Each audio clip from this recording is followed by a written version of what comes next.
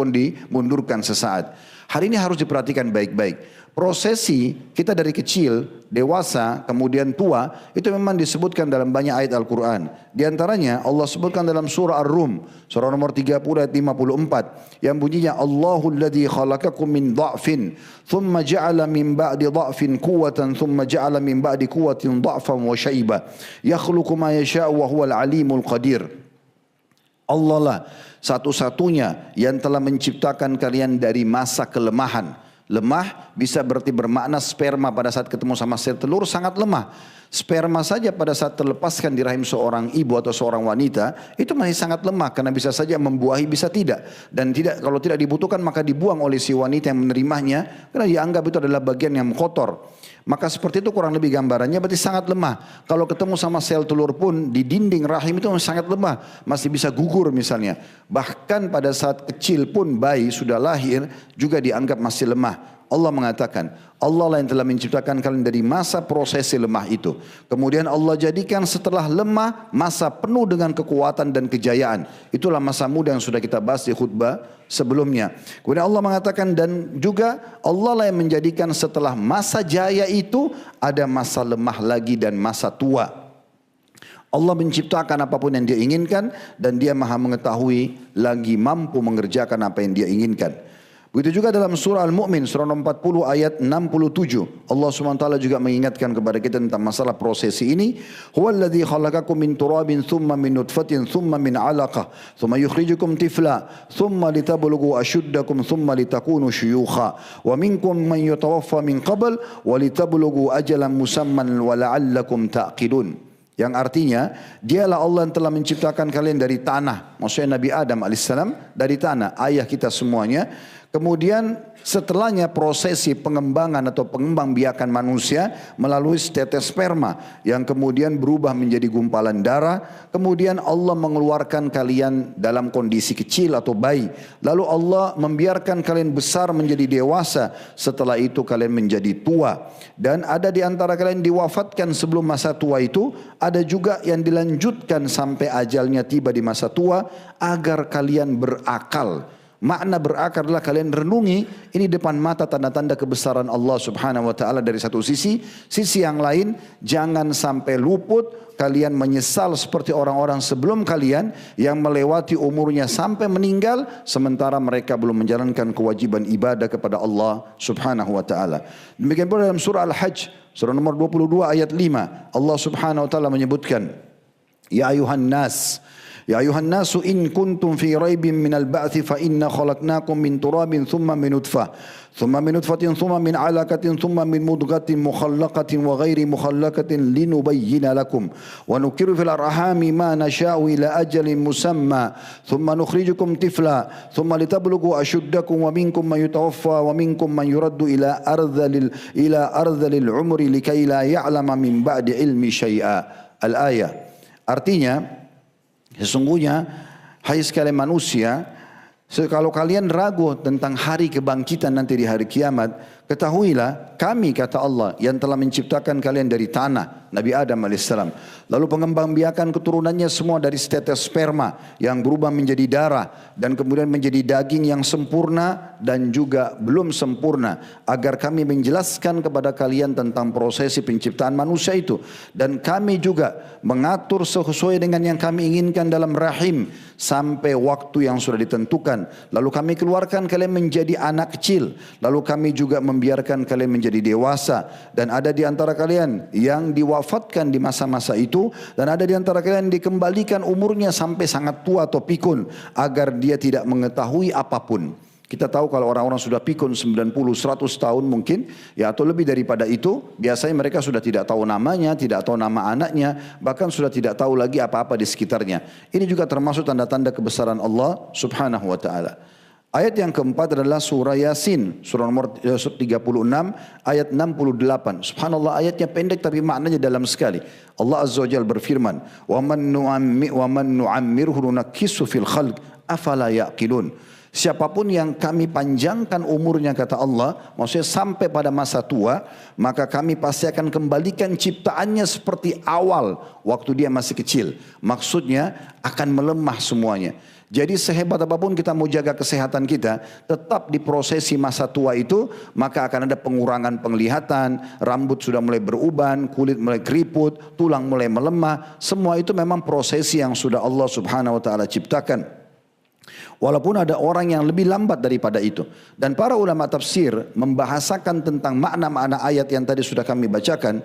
Di antaranya disebutkan dalam tafsir Al-Madinah Al-Munawwarah, dikeluarkan oleh Markas Ta'zimul Quran di sana, yang dikatakan tafsir surah Yasin ayat 68 ini, barang siapa yang kami panjangkan umurnya hingga menua, maka akan kami kembalikan keadaannya seperti dia di masa kecil. Badannya mulai lemah dan juga akalnya. Tidakkah manusia berfikir bahwa zat yang mampu melakukan semua itu, maka mampu juga akan membangkitkan mereka kelak. Demikian pula disebutkan dalam Zubdat Tafsir min Fathul Qadir yang ditulis oleh Muhammad Sulaiman Al-Ashkar. Tafsirnya, barang siapa yang kami panjangkan umurnya, niscaya kami akan ubah fisiknya dan kami akan balik keadaannya dan dari penuh kekuatan dan kebugaran menjadi lemah dan kami ganti masa mudanya ke masa tuanya. Dan umumnya tafsir para ulama hampir semua bermakna di sekitar ini. Hanya saja ada satu yang menarik dari perkataan Imam Qurtubi rahimahullah berhubungan dengan potongan firman Allah SWT, "Tsumma litakunu syuyukha." Kemudian kalian akan kembali di masa tua. Kata Imam Qurtubi rahimahullah, masa tua mulai dihitung dari masuknya umur 40 tahun. Dan ini sejalan dengan firman Allah Subhanahu wa taala dalam surah Al-Ahqaf, surah nomor 46 ayat 15, di mana Allah memerintahkan semua orang yang sudah sampai 40 tahun agar jangan sampai luput membaca doa ini. Dan berarti menandakan umumnya orang 40 tahun itu sudah sampai pada tingkat di mana akalnya sempurna, kemudian juga di mana dia sudah pastinya umumnya sudah berumah tangga, sudah punya keturunan. Maka umumnya apa yang dijanjikan atau ditargetkan orang-orang di muka bumi ini sudah diraih. Prestasi yang mungkin dia harapkan sudah diraih sesuai dengan apa yang telah dia usahakan. Makanya para nabi-nabi pun diangkat menjadi nabi di umur 40 tahun karena dianggap umurnya sudah sempurna. Berarti memang puncak prestasi akan mulai dari 40 tahun sampai ke atas. Namun sudah masuk masa tua. Allah Subhanahu wa taala mengingatkan dalam surah Al-Ahqaf ayat 15, hatta idza balaga ashuddahu wa balaga 40 sanah qala rabbi auzi'ni an ashkura ni'mataka allati an'amta alayya wa ala walidayya wa na'mala salihan tarda wa aslih li dhurriyyati inni tubtu ilaika wa inni minal muslimin. Yang artinya sampai apabila sudah sampai umurnya manusia itu 40 tahun, maka dia mulai berkata atau dihimbaukan agar dia membaca, wahai Tuhanku, mudahkanlah untukku agar bisa mensyukuri semua nikmat yang sudah aku dapatkan selama ini dari sisimu, dan juga apa yang telah engkau berikan kepada kedua orang tuaku, dan aku selalu sibuk dengan amal saleh, setelah hari ini ke depannya semua dengan amal saleh, dan juga perbaikilah keturunanku, sesungguhnya aku telah taubat kepadamu dan aku termasuk orang-orang yang menyerah diri. Umur umat Muhammad SAW adalah umur umat yang paling pendek dibandingkan dengan umur-umur yang lainnya. Kita tahu Nabi Nuh alaihissalam disebutkan dalam Al-Quran mendakwahi kaumnya 950 tahun. Dan yang didakwahi Nabi Nuh alaihissalam bisa 1 atau 2 generasi saja. Artinya umatnya ada yang berumur 1000 tahun. Bahkan di sana kalau ada orang yang meninggal di atas 60 tahun, 70 tahun masih dianggap sangat anak-anak. Disebutkan dalam sebuah athar, ada seorang ibu menangisi anaknya di masa Nabi Nuh alaihissalam sementara dia umur 60 tahun. Si anak ini meninggal umur 60 tahun. Ibunya menangisi keadaan tersebut. Seraya mengatakan kesian karena dia masih muda. Karena di saat itu umur sampai 1000 tahun. Maka Nabi Nuh alaihissalam berkata, jangan engkau tangisi anakmu ini karena akan datang nanti kaum atau umat di akhir zaman yang umur tertua mereka sudah seperti umur anakmu ini. Maka ibu tersebut mengatakan, demi Allah wahai Nabi Allah, kalau seandainya saya hidup di masa itu dan Allah cuma kasih 60 tahun, saya hanya gunakan untuk sujud kepada Allah Subhanahu wa ta'ala. Nabi SAW mengatakan dalam hadits riwayat Tirmidzi dan Ibnu Majah dengan sanad hasan, a'maru ummati ma baina 60 ila 70 wa aqallu man yajuzu dzalik. Umur umatku hanya 60 sampai 70 maksimal dan sedikit yang melampauinya. Artinya ada orang lebih daripada itu tapi jumlahnya tidak akan banyak. Begitu juga Allah SWT memastikan sesudahnya pasti akan ada kematian, tidak akan lagi ada keterlambatan. Kalau masih anak-anak, muda, dia mulai beranjak dewasa, mungkin juga ajalnya datang. Tetapi masih ada prosesi yang mungkin dia dapatkan, itu masa tua. Cuma orang kalau sudah masuk di masa tua, nggak ada lagi prosesi sudahnya. Tua setelahnya mati. Kalau kita susun definisinya, bayi, anak-anak, remaja, tua, lalu mati. Jadi kalau ada orang masih anak-anak atau masih remaja, berarti masih ada prosesi kemungkinan dia akan lewati masa tua, walaupun bisa saja ajalnya datang. Tapi orang kalau sudah sampai masa tua, dia masih lalai, setelahnya sudah tidak lagi pilihan, adanya cuma kematian. Berarti dia akan kembali kepada Allah Subhanahu wa ta'ala. Dan ini harus dijadikan sebagai bahan pertimbangan yang matang bagi orang yang sudah tiba di 40 tahun ke atas. Sebagaimana dikatakan oleh Allah Subhanahu wa ta'ala dalam surah Al-A'raf surah nomor 7 ayat 34, "Wa likulli ummatin ajal, fa idza jaa ajaluhum la yastakhiruna sa'atan wa la yastaqdimun." Setiap umat atau satu generasi itu ada masa waktu di mana habis semua aktivitas mereka, dan kalau sudah datang ajal itu maka tidak akan diterlambatkan dan dimajukan sesaat pun. Begitu juga Allah ingatkan di dalam surah An-Nisa surah nomor 4 ayat 78, "Aina ma takunu yudrikkumul mautu walau kuntum fi burujim musyayyada." Dimanapun kalian berada, pasti mati akan menyambut kalian walaupun kalian berada di bangunan tinggi dan juga kokoh. Maka sudah semestinya setiap muslim memastikan setiap masa hidupnya, detik demi detik, bukan hanya 1 jam, 2 jam. Tapi mulai sekarang, detik demi detik, orang kalau sudah terutama masuk di masa tuanya, bagaimana dia menganggap itu sesuatu yang sangat mahal. Dan dia harus pelit dengan waktunya. Per detiknya dia harus pelit. Jam berapa lama dia harus tidur, berapa lama dia harus makan, berapa lama dia harus aktivitas, semuanya dihitung dengan baik. Tidak ada sesuatu yang dibuang sia-sia. Karena memang itu sangat berharga. Akan berlalu dan akan habis semuanya. Waktu ditanya kepada Nabi SAW, "Ayyul mu'minina akyas?" Siapakah orang mukmin yang paling cerdas? Qala aktsaruhum lil mauti dzikra wa ahsanuhum lima ba'du istidada. Ulaikal akyas. Kata Nabi SAW, orang mukmin yang paling cerdas adalah orang mukmin yang selalu mengingat kematian dan juga punya persiapan yang sangat matang untuk menghadapi sudah kematian. Itulah orang-orang yang cerdas. Salah satu makna hadis ini adalah orang yang sudah mencapai umur 40 tahun ke atas, maka sudah harus lebih hati-hati lagi bagaimana dia punya persiapan 10-20 tahun yang sisa umurnya ini, atau mungkin lebih sedikit dari itu karena umur 60 sampai 70 tahun tadi semuanya diisi dengan amal soleh yang menutupi kekurangan di masa lalunya. Bila Allah Subhanahu wa ta'ala masih memberikan hari ini umur, maka hari ini adalah hari emas kita, di mana kalau masa lalu kita sudah berbuat amal soleh, maka mulai hari ini tentu saja kita berusaha untuk menambah kuantitas dan kualitas ibadah kita yang lalu. Kuantitas adalah jumlah daripada ibadah yang memang bisa ditambah secara kuantitas. Contoh, selama ini Anda sholat duha hanya 2 rakaat. Saatnya sekarang Anda tambah menjadi 4 rakaat. Kalau sudah selama ini 4 rakaat, Anda tambah jadi 8 rakaat. Selalu Anda tambah secara kuantitas selama terbuka pintu untuk menambahnya. Kalau ibadah wajib tidak ada penambahan. Sholat duhur 4 rakaat selamanya misalnya. Asar selamanya 4 rakaat. Begitu seterusnya ibadah-ibadah yang sudah wajib. Tapi ibadah sunnah kita masih bisa meningkatkan kuantitasnya. Namun secara kualitas semuanya harus ditingkatkan, baik yang wajib ataupun sunnah. Begitu juga kalau di masa lalu ada ibadah yang kita masih kurang sempurnakan, mungkin masih kurang khusyuk dalam sholatnya, mungkin masih banyak ibadah-ibadah sunnah yang dibengkalikan, zikir pagi petang, zikir habis sholat, doa antara azan iqamah, jenguk orang sakit dan segala macam. Maka hari ini kesempatan kita memperbaiki dan mengerjakannya. Kalau di masa lalu ada ibadah yang belum kita kerjakan, hari ini adalah hari kesempatan kita mengerjakan. Dan kalau di masa lalu masih ada dosa-dosa, maka hari ini kesempatan kita taubat kepada Allah Subhanahu wa ta'ala. Hasan Basri mengingatkan, mengatakan rahimahullah dalam dinukil dari kitab Hiyatul Auliya, jadi 2 halaman 148, "Ya bena Adam innama anta ayyam." Wahai anak Adam, ketahuilah sebenarnya dirimu itu hanya hitungan hari saja. Kullama dhahaba yaumun dhahaba ba'duk. Maka setiap hari yang sudah berlalu, maka sudah hilang sebagian dari dirimu. Fudail bin Iyad rahimahullah pernah bertanya kepada seseorang yang ada di hadapannya, "Berapa umurmu?" Maka orang itu mengatakan 60 tahun. Maka kata Fudail rahimahullah, "Sesungguhnya kamu sudah 60 tahun menuju ke Tuhanmu dan sebentar lagi kamu akan sampai." Maka orang itu mengatakan, "Inna lillahi wa inna ilaihi raji'un." Kami milik Allah, kami akan kembali kepada Allah. Kata Fudail rahimahullah, makna kata-katamu itu, kami milik Allah dan kami akan kembali kepada Allah, berarti kamu yakin kau akan bertemu dengan Allah. Dan ketahuilah, semua orang yang bertemu sama Allah maka akan menerima hisabnya, baik ataupun buruk. Maka orang itu ketakutan seraya mengatakan lalu apa solusinya. Maka Fudail mengingatkan dengan nasihat yang luar biasa. Beliau mengatakan perbaiki sisa umurmu ini. Berapapun yang Allah kasih. Mau sehari, 2 hari, mau seminggu perbaikin. Segera beramal soleh, bertobat dari dosa-dosamu. Maka dengan itu Allah akan terima amal soleh yang kau kerjakan sekarang. Dan juga Allah akan maafkan masa lalumu. Tapi kalau kamu masih tetap dalam kelalaian dan kesalahanmu di masa umur seperti ini. Maka dipastikan Allah akan menghukum dengan dosa yang akan datang. Dan dosa yang kamu kerjakan dan dosa di masa lalumu.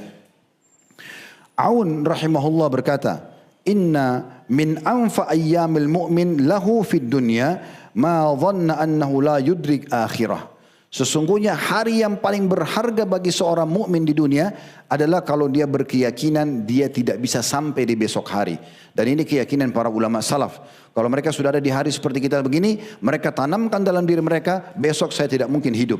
Maka di hari ini mereka maksimalkan ibadahnya. Bahkan Nabi Muhammad SAW seringkali sebelum mengimami solat, beliau mengatakan kepada jemaahnya, Sallu salatal muwadda'ah. Solatlah seakan-akan adalah solat terakhir kalian. Karena tidak ada jaminan kita masih bisa hidup sesudahnya. Ibnu Qayyim rahimahullah berkata, Idha'atul waqt asyaddu minal maut. Menyanyiakan waktu, selalu buang-buang pada hal yang tidak ada manfaatnya, itu lebih bahaya daripada kematian itu sendiri. Lianna idha'atul waqt taqta'uka 'anillahi wad daral akhirah. Karena membuang-buang waktu memutusmu dari hubunganmu yang baik dengan Allah dan juga mengingat negeri akhirat. Wal mautu yaqta'uka 'anid dunya wa ahliha. Sementara mati hanya memutuskan kamu dari dunia dan seluruh penghuninya. Tapi kalau orang buang-buang waktu berarti memutus hubungan dia dengan Allah Subhanahu wa taala dan pastikan dia akan sesali itu pada hari kiamat.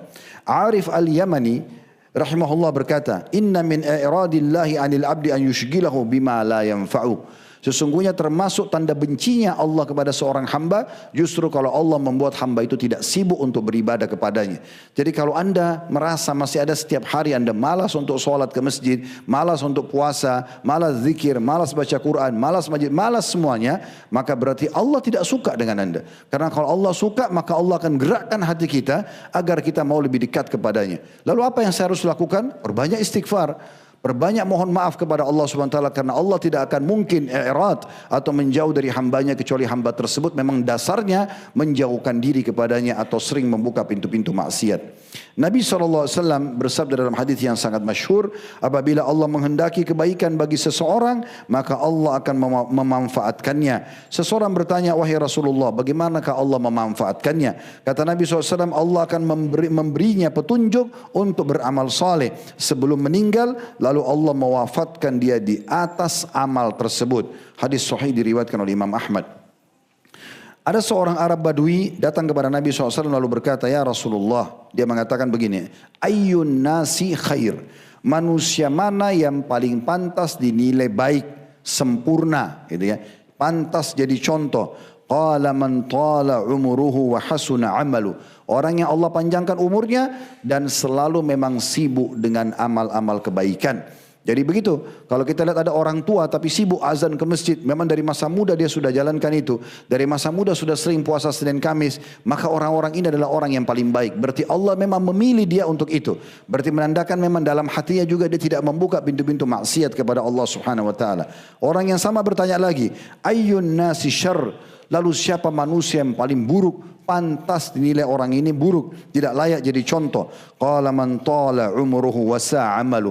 Orang-orang yang dipanjangkan umurnya tapi buruk amalnya. Kesimpulannya tentunya berarti kita bagaimana menjadi orang yang mengisi umur kita dengan kebaikan. Dan jangan makin tua makin jadi. Sebagaimana sering mungkin di media bahkan sekarang tidak malu. Sudah ubanan, sudah tua, sudah keriputan. Masih ada di diskotik. Masih sama perempuan-perempuan biduan. Dan segala macam hal. Masih membuka pintu perzinahan. Atau mungkin manipulasi data atau hal-hal dosa yang lainnya. Padahal tadi sudah kami katakan setelah masa tua mati. Tidak ada lagi masa sesudahnya. Kalau masa muda masih ada masa tua. Masih ada prosesi mungkin sesudahnya, walaupun dia bisa meninggal di masa mudanya.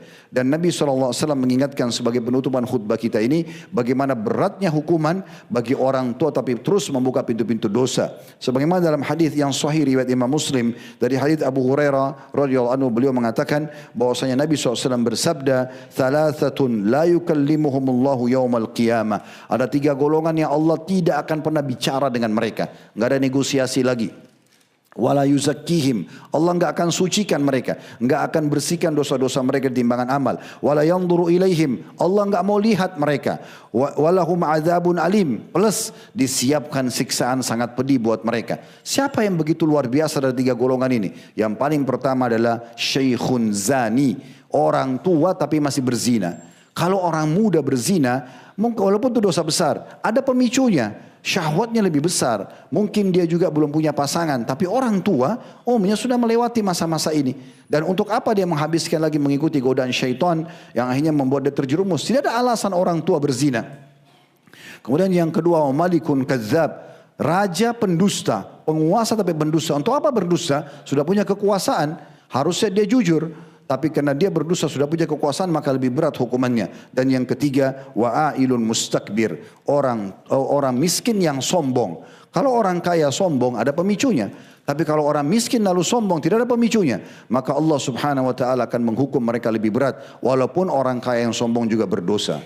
Aqulu qauli hadza, saya sudah mengucapkan perkataan saya ini, wa astaghfirullah li wa lakum, dan saya istighfar kepada Allah dan mengajak jemaah istighfar kepada Allah, fastaghfiru innahu huwal ghafurur rahim. Istighfarlah kepada yang Dia Maha Pengampun lagi Maha Penyayang. Alhamdulillah wassalatu wassalamu ala Rasulillah. Segala puji dan puja kehadirat Allah Subhanahu wa taala, juga salawat dan taslim kepada Nabi besar Muhammad sallallahu alaihi wa ala alihi wa sahbihi wasallam.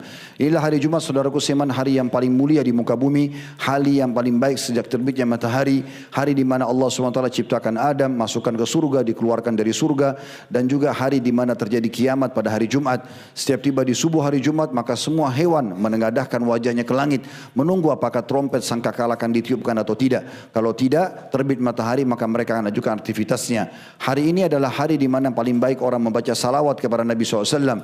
Hari ini ada waktu mustajab yang Allah SWT akan terima. Dan itu ulama mengatakan ada 2 pendapat, mulai khatib duduk di khutbah kedua sampai diiqamahkan salat, makanya semua khatib berdoa.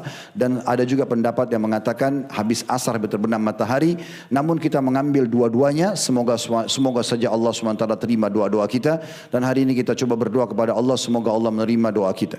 Alhamdulillah, kami memujimu ya Allah sebagaimana layak kau dipuji sebagai pencipta. Kami memujimu dan dengan penuh keyakinan engkau sedang melihat kami, mendengar kami dan mengetahui isi hati kami.